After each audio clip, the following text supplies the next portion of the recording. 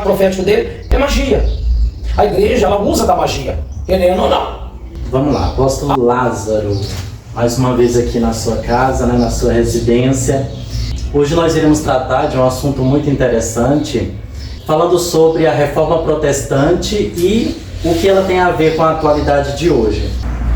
É possível nós conciliarmos essa reforma de Lutero com uma possível reforma hoje? É difícil, né, conciliar a reforma de Martinho Lutero com a visão da igreja hoje. A igreja, ela foge bem à visão de Martinho Lutero.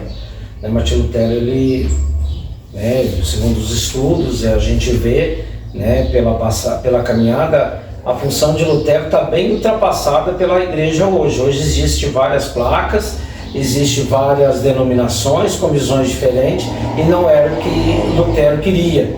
Lutero queria debater a forma do catolicismo, né, que se vendia indulgências plenárias. Ele não concordava com isso, não concordava que o povo não tinha a Bíblia em suas mãos. No entanto, ele traduziu a Bíblia na sua linguagem no alemão, para que as pessoas pudessem ter a Bíblia na mão e não vivesse presa a mentiras, que hoje nós vemos na igreja pior do que estava na época de Martinho Lutero, porque naquela época era uma igreja só. Hoje são várias com mesmas mentiras, ovo de Abraão, madeira da Arca de Noé, várias outras coisas, sal, pacotinho de sal de 150, que você compra sal aí no mercado a 2,50, eles estão vendendo pacotinho a 150, falando que é sal que veio de Israel. Então nós a gente continua passando por tudo aquilo que Martinho Lutero lutava contra, é isso? Exatamente. É uma visão que Martinho Lutero ele abominava. E a igreja em si transformou isso. Os protestantes, não, Martinho Lutero não era protestante, ele foi renovador. Ele fez uma renovação na visão e não protestou. O protestantismo surgiu por João Calvino e os demais que não entenderam a visão de Lutero também já naquela época. Se você pegar pela história, Martinho Lutero ele foi guardado pelo príncipe de Florença para que não fosse morto pela Santa Inquisição. E eles começaram, João Calvino e mais alguns começaram a distorcer a visão de Lutero, agredindo, matando, quebrando imagens, e não era a visão que Lutero queria passar. E até mesmo hoje a igreja não está na visão de Lutero. A igreja, ela distorceu muito, não há um conhecimento pleno. Você pega pela parte da exploração da fé. Quantas pessoas têm sido exploradas pela sua fé? Eu tenho uma fogueira santa, você vem e joga 2.000 que Deus vai te dar uma casa. Você joga 300.000, Deus vai te dar um iate, vai dar alguma coisa. Então assim, ampliar uma mentira, né?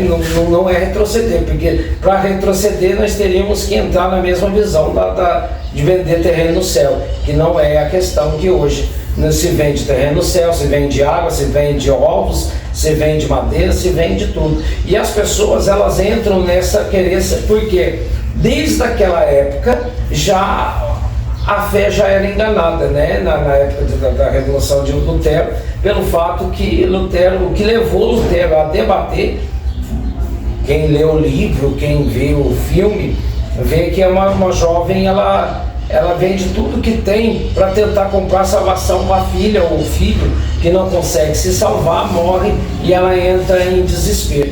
Foi aonde Lutero se revoltou mais e fez a reforma. Porém, nós vemos hoje que é a mesma coisa. Você vai numa réplica não sei do que, água não sei do que, o meu feijão que cura, o meu lenço que o suor, ele traz salvação. Então você leva por R$100, você vai levar, pôr o lencinho, vai ficar liberto, vai ficar. Então estamos não retrocedendo, estamos praticando o mesmo ato lá atrás com versões diferentes.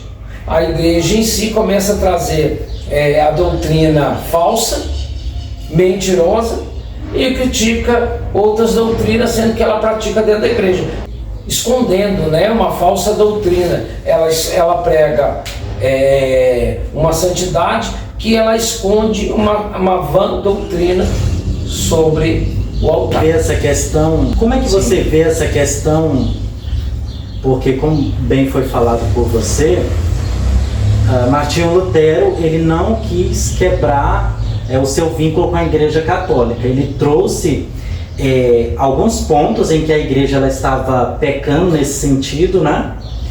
Ele não quis sair da Igreja Católica, ele quis propor uma reflexão teológica, né? Analisando vários aspectos que ele viu na época de errado. E como é que você vê essas igrejas de hoje? Sendo que cada dia que passa, abre-se uma igreja e tem vários cristianismos hoje. Você acha isso saudável? Não, saudável não. A gente vê aí, né, várias visões, né? Porém, como foi colocado, né, Martinho Lutero, ele queria, não é perder o vínculo com o catolicismo, porque na realidade, quando ele começou a traduzir, ele começou a mostrar a verdade ao povo, ele foi forçado a sair, como alguns foram. Se a gente pegar a história de Teresa de Calcutá, Madre Teresa de Calcutá, ela foi forçada a sair da igreja. Depois, lá em 1985 ou 84, o Papa João Paulo a reconheceu a congregação de Calcutá, trazendo de volta porque viu que começou a perder fiéis. A mesma coisa as igrejas de hoje.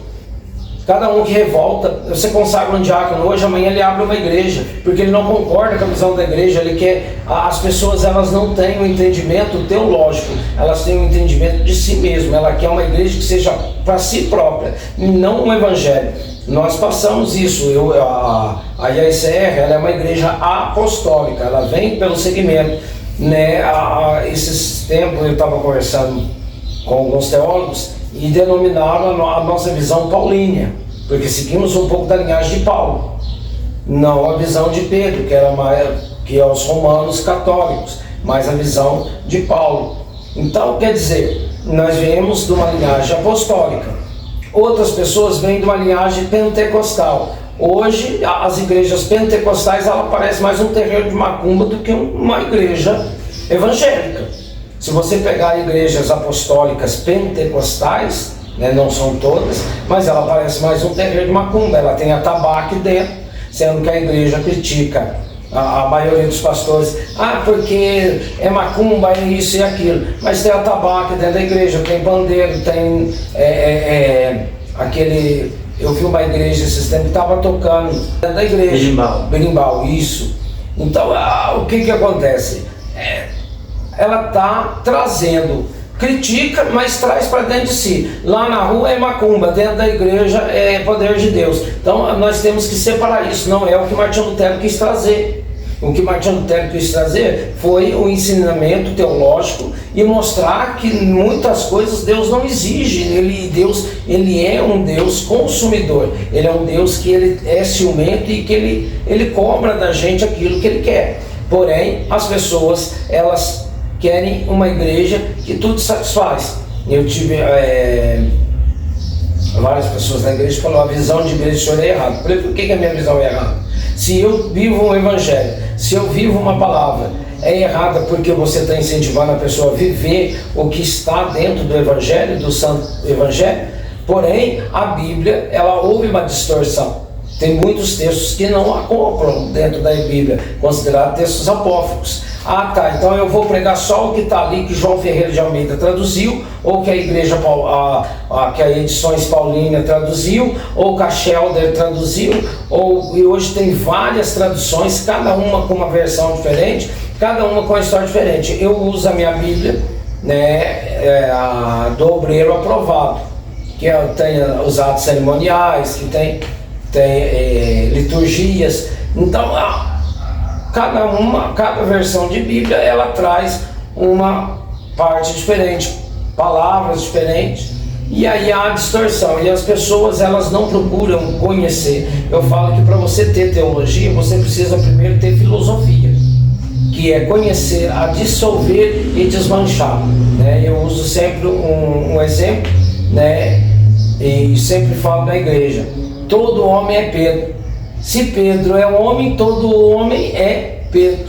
A diferença é que hoje existem várias placas e que transformaram, deixar do homem ser Pedro para Pedro ser homem, e ele simplesmente transformou em várias histórias. Existe igreja pentecostal, são mais de 4.600 nomes de igrejas registradas, fora aquelas que não são registradas, que usam cartas de funcionamento de convenção, e convenção também hoje passou de 1.000. Então, assim, são coisas que não encaixam dentro da visão teológica de Lutero e também da igreja em si, porque a igreja, ela é una, santa, mas também pecadora. Se nós andarmos corretamente dentro dos ensinamentos bíblicos, nenhuma igreja hoje é correta. Tá, então nós temos um problema, porque como existem vários cristianismos, várias denominações religiosas, uma diferente da outra, e eu tenho conversado com o Senhor, né, a respeito sobre sua visão da IAICR, que é uma igreja ecumênica, e que ela tem essa proposta de englobar as demais igrejas, né, as demais denominações ou demais religiões, e trazer um ecumenismo religioso, pegando de cada religião os seus pontos fortes ou os seus pontos positivos e convergindo em um pensamento uno, certo? Sim. Mas como que a gente pode conciliar essas diferenças de cristianismos e diferenças de religiões? Como é que você conseguiu chegar nesse denominador comum, se cada uma é diferente uma da outra? Então, eu não tenho esse negócio, perdão, corrigir, cristianismos. É cristianismo, né? É um só. Cristianismo, seguidores de Cristo. Muitos são religiosos. Eles não são não são cristãos. Eles são religiosos. Eles vivem uma placa religiosa, vivem uma religião. Eles não vivem Cristo. Porque se nós formos viver Cristo, biblicamente, totalmente fora. Cada igreja com o seu secretismo diferente, como eu falei no começo, um que tem o banho de arruda, outro que tem o sal, outro que tem um lencinho, que tem a lenha do não sei do que, o pedaço da arca de Noé, o que eu acho um absurdo na época que eu era católico, o crânio de João Batista. Como é que você entende essa frase? A unidade na diversidade.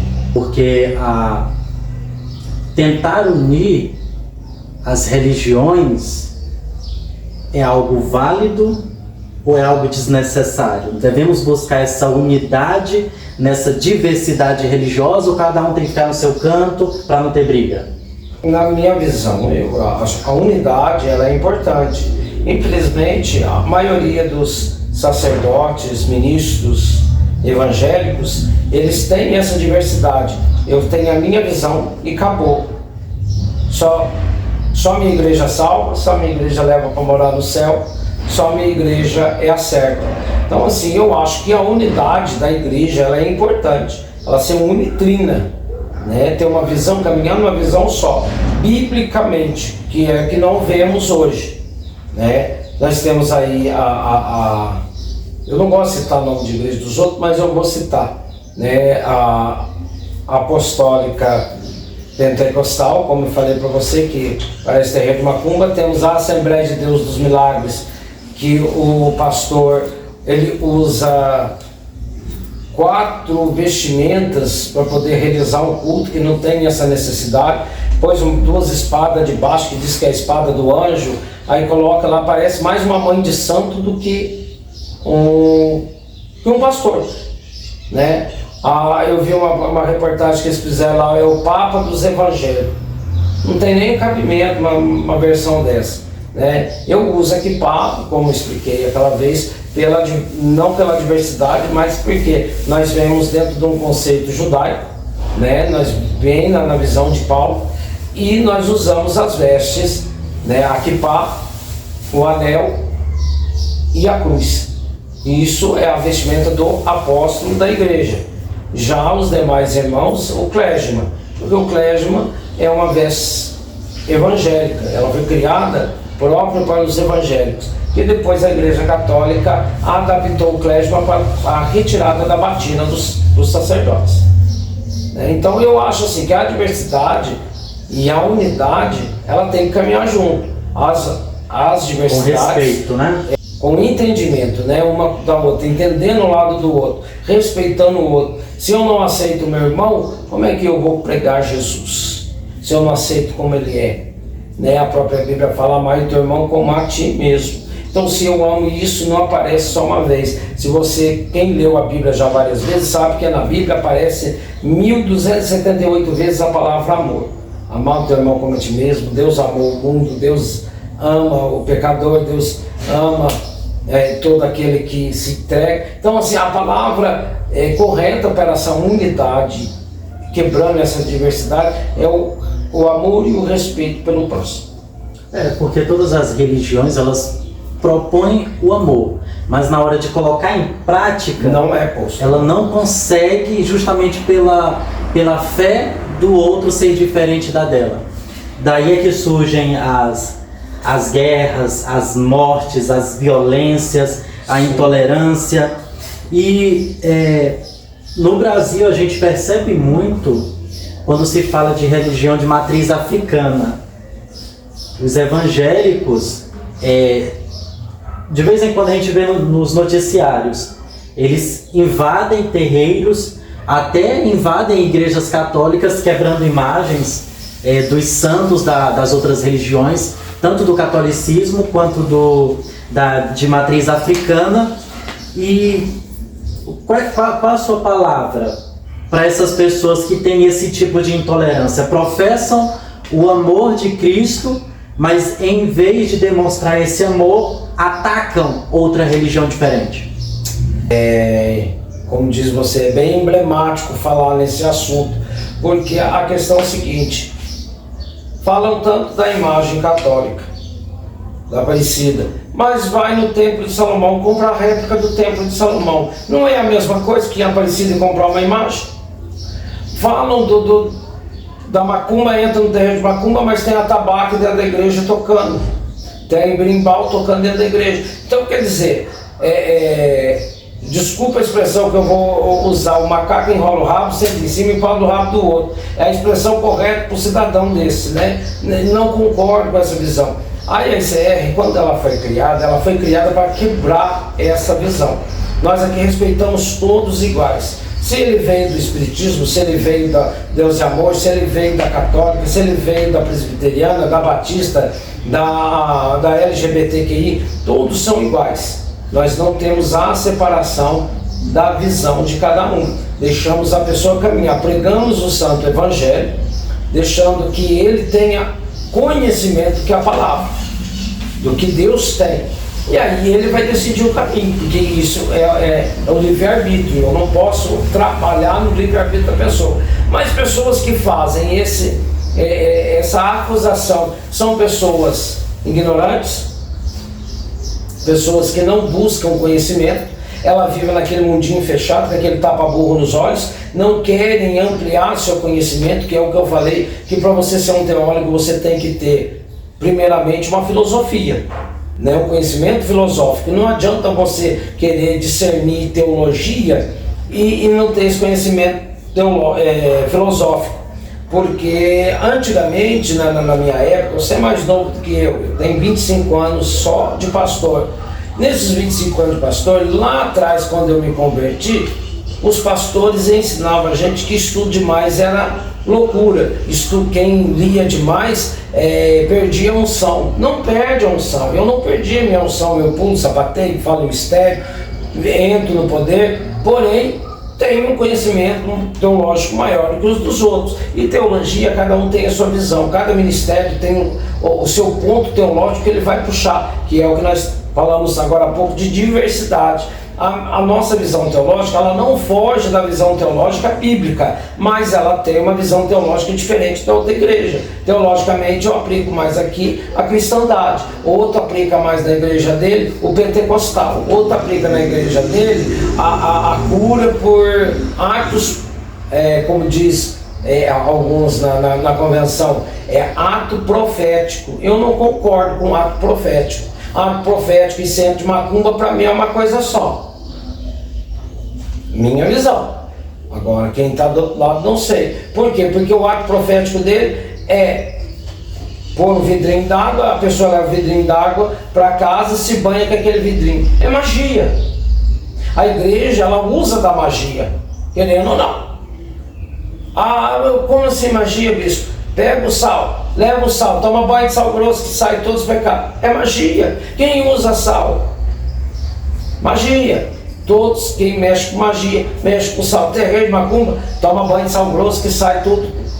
Pai de Santo é a primeira coisa que ele vai mandar você fazer, não criticando o Pai de Santo nem os outros, deixando bem claro no vídeo para não parecer um tribulado embaixo, colocar a mensagem embaixo falando que o bispo está falando mal, o apóstolo está falando mal da minha igreja, ou falando mal. É o mesmo ato. A pessoa, ela está quebrando um tabu, mas está falando do outro. Eu vou escondido para a igreja, eu vou escondido para o terreiro e depois eu vou para a igreja, o pastor não vai ficar sabendo. Não existe isso, né? Automaticamente a gente fica sabendo se você foi em terreiro ou não.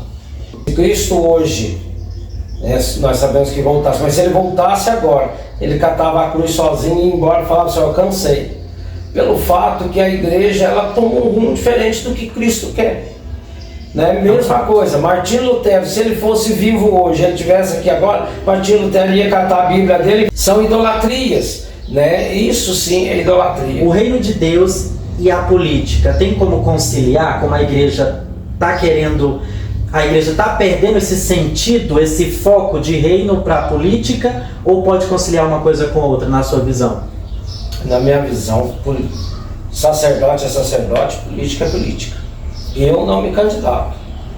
No entanto, obreiros aqui, quando se candidata pela IECF, eu forço a pedir destituição do cargo. Porque dentro dessa visão, o que acontece? A política está dentro da igreja desde a época de Jesus. O sumo sacerdote Caifás era político.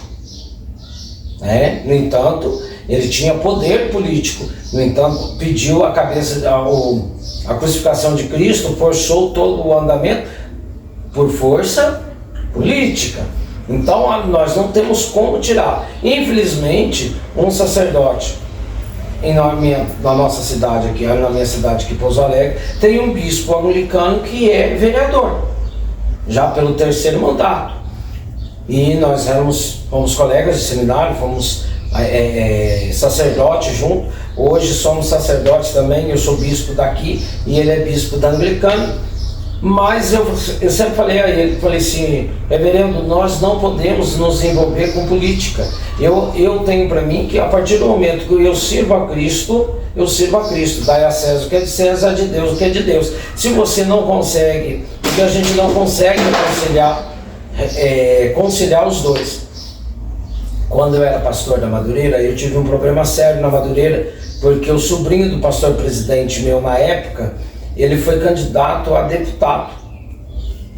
E ele veio visitar a igreja e eu não o recebi no altar. Como eu não o recebi no altar, o que aconteceu? O meu pastor ligou e falou assim: meu sobrinho está aí, você vai receber no altar. Eu falei: não, ele é político, ele vai ficar debaixo. Enquanto o altar estiver na minha responsabilidade, eu não aceito um político subir sobre o altar. Pelo fato que ele não vai trazer. A Bíblia fala em Apocalipse 22:15 que os mentirosos não herdarão o reino do céu. Eu vou deixar um político subir e contar mentiras sobre o altar de Cristo? Se eu sou cristão, se eu sou servo do Senhor, eu tenho que zelar pelo nome da igreja e pela função. Então eu não aceitei. E como eu não saio candidato, eu acho que a igreja, política é política. Temos a parte política na igreja? Temos. A partir do momento que nós estamos na sociedade, que estamos trabalhando, nós estamos fazendo uma política social, não uma política de governo, de município, de estado. Porém, essa parte não cabe, na minha visão, não cabe para a igreja fazer. Mas José foi governador. Só que José não era sacerdote. Se alguém provar que José era sacerdote na Bíblia, me prove que então eu estou errado nos meus conceitos, nos meus estudos. José não era sacerdote, ele era filho, né, de Jacó, foi lançado pelos irmãos por inveja e foi comprado como escravo. E depois, né, o faraó o tornou governador. Porém, não serve de amparo para nós. Tá. Só para poder nós encerrarmos, algo bem interessante da nossa entrevista de hoje, apóstolo, é que os líderes religiosos, boa parte deles, demonstram esse tipo de intolerância contra a fé alheia, mas ao mesmo tempo eles ainda conseguem praticar aquilo que eles condenam.